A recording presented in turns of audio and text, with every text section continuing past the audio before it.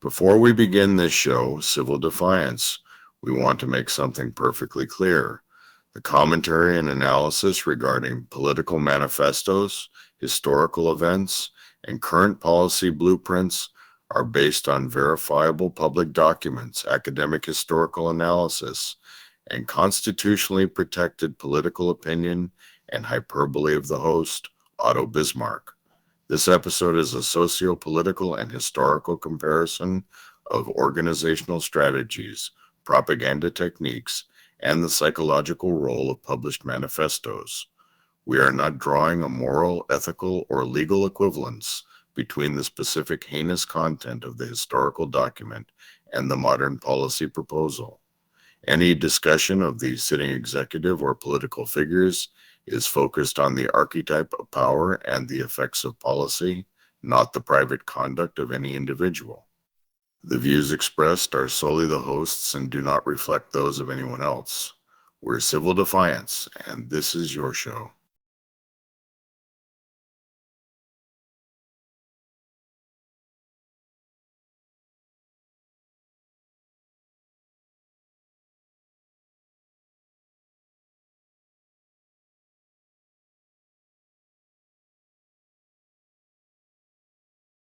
Welcome to Civil Defiance. I'm Otto Bismarck. There is a moment in history that repeats itself not as farce, but as a chilling tragedy.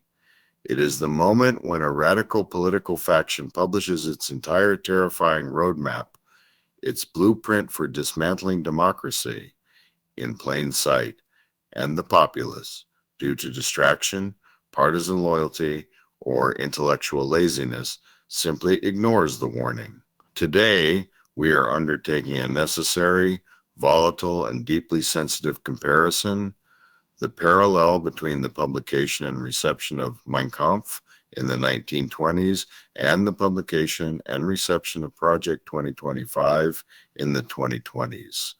I contend that the two documents serve the same structural purpose. They are public warnings that the Uniparty and its extreme wings are desperate for you to read and then immediately dismisses hyperbole until it is far too late. The most striking parallel is the timing of publication versus the seizure of power. The historical manifesto, the core document, was published in two volumes in 1925 and 1927. The author did not take power until 1933.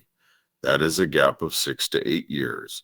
The entire world had nearly 10 years to read, translate, and understand the core ideology.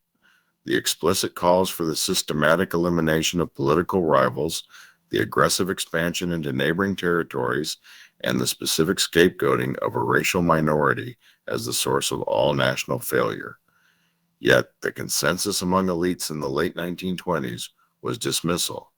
The book was poorly written, rambling, and the ideas were too extreme to ever be taken seriously by a modern, sophisticated nation. The Modern Blueprint Project 2025, this 900 plus page document, the Shadow Mandate, was publicly released years before the current cycle, serving as a comprehensive, agency by agency roadmap for the overhaul of the U.S. executive branch. It explicitly details the civil service purge, the Schedule F proposal, the politicization of the Justice Department, the targeting of specific social and cultural issues, and the centralization of all power under the executive. And what is the dominant elite reaction? The Uni-Party leadership on both sides attempts to manage the narrative. One side calls it authoritarian plot but doesn't truly fight it. The other side dismisses it as a policy wish list or deep research from a think tank. They are repeating the exact failure of the 1920s, willful blindness to a declared enemy's transparent battle plan. The core lesson is this: authoritarian figures never hide their true intentions. They publish them. They know that the public, addicted to distraction and partisanship, will treat a public manifesto as a piece of political theater rather than a binding contract for their future governance. The most insidious parallel is the mechanism used to rally the mass base. The use of racially coded language dressed in the impenetrable armor of patriotism. Both documents leverage a deep visceral resentment against groups perceived as undermining the true national identity. The German Way. The historical manifesto relentlessly scapegoated the Jewish parasite and the Marxist traitor for the failure of the post-war German state. This was blind racism masked as loyalty to the German way, the pure Aryan, heroic nationalism that needed to be cleansed of foreign elements. The document appealed to populations, the dispossessed middle class, the young men who felt betrayed by the war's end, the farmers who felt ignored, by giving them a simple, single, and non-economic explanation for all their suffering. The outsider did it. This allowed millions to blindly vote for a genocidal platform because they genuinely believed they were voting for the restoration of their national dignity and their own economic security. The American Way, Project 2025, is far more sophisticated, but the mechanism is the same. The targets are not a single race, but ideologies and institutions associated with specific racial, gender, and political minorities. The document explicitly calls for purging woke culture warriors from the bureaucracy, targeting diversity, equity, and inclusion DEI initiatives, and restricting LGBTQ rights. This is blind racism and cultural prejudice masked as loyalty to the American way. The document appeals to populations, the culturally anxious, the religious fundamentalists, the working class who feel their values are under attack, by giving them a simple, single, and non-economic explanation for all their suffering.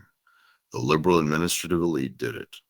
They are mobilized to blindly vote for policies that destroy the rule of law because they genuinely believe they are fighting for the restoration of American values against a perceived internal enemy. The result is identical. The masses are mobilized by fear and cultural resentment, while the uni-party operatives use the distraction to quietly rewrite the laws that affect everyone's liberty. Why do populations ignore a dangerous roadmap published in plain sight? Psychologists point to three core cognitive failures that were present in 1920s Germany and are rampant in 2025 America. Motivated reasoning. People accept something as true if it supports what they want to believe. If you are convinced the current administrative state is corrupt and biased against your way of life, you want to believe the shadow mandate is the only way to drain the swamp. You will ignore the parts about dismantling checks and balances because you are motivated to see it as a cleanup operation, not a power grab. Authoritarian seduction. In times of high societal change and economic anxiety, the post-World War I era, the post-COVID, polarized 2020s, large numbers of people seek a strong, dynamic leader who promises to cleanse and clarify society. They prefer answers over questions. They will pledge fealty to the leader who promises to restore their rightful place. They ignore the mandate's content because they trust the authority of the leader to wield the mandate responsibly. The over-intellectualization of evil. The elite class, in both cases, committed the same error. They saw the historical manifesto as a rambling text, not a political plan. Today, they see Project 2025 as technocratic jargon and a boring 900-page policy manual. They fail to understand that the complex details are just the engineering specs for the simple, emotional, rage-fueled ideology that is driving the masses. The elites dismissed the ideology, the masses ignored the engineering. Both led to the same destination. The only response to a publicly declared plot is to refuse to be the instrument of its execution. The historical mandate sought to put the entire nation in a uniform of racial loyalty. The modern mandate seeks to put the entire government in a uniform of ideological loyalty, the civil service purge. The ultimate civil defiance requires two actions: unmask the loyalty test. The Uni Party does not care about your policy opinions. They care about your loyalty. They want you to blindly vote against your own economic interests, against the rule of law, and against basic competence, all in the name of the American way. Your civil defiance must be to refuse that uniform. If a document or a candidate demands that you sacrifice truth for loyalty, You must choose truth. Defend the institutions they name. The blueprints are explicit. The historical document named the Reichstag and the Treaty of Versailles.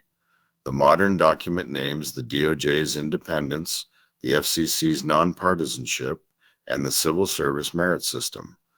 The factions behind the shadow mandate hate these institutions because they are the structural roadblocks to total executive power. Your civil defiance must be directed toward defending the independence and transparency of the institutions they have explicitly targeted for destruction. The biggest danger is not that the Uni Party has a plan.